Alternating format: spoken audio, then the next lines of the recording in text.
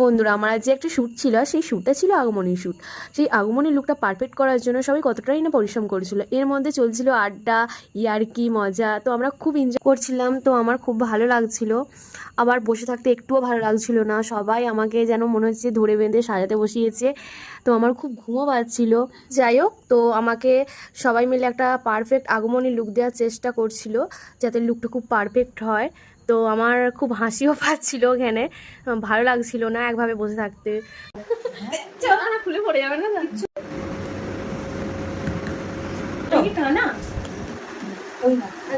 তো লুকটা দেখার জন্য আমি বারবার মেকআপ আর্টিস্টকে খুবই ডিস্টার্ব করেছিলাম যে আমাকে আয়না দাও, আমি দেখবো লুকটা কিরকম হচ্ছে। আর আমি তো প্রচুর খুঁজছি। একদিক থেকে টানাগুলো দিলে কি হয়, চুলগুলো সামনে আসে না, মানে হাওয়া টাওয়া দিলেও আসে না, নাহলে তো চুল সব হাওয়াতে মুখের সামনে ঢুকে যায়। তো আমার লুকটা তোমাদের কেমন লেগেছে অবশ্যই কমেন্ট করে জানিও। আর খুব তাড়াতাড়ি আসতে চলেছে শুধুমাত্র তোমাদের জন্য, হ্যাঁ শুধুমাত্র তোমাদের জন্য আগমনী ফটো শ্যুট ভিডিও।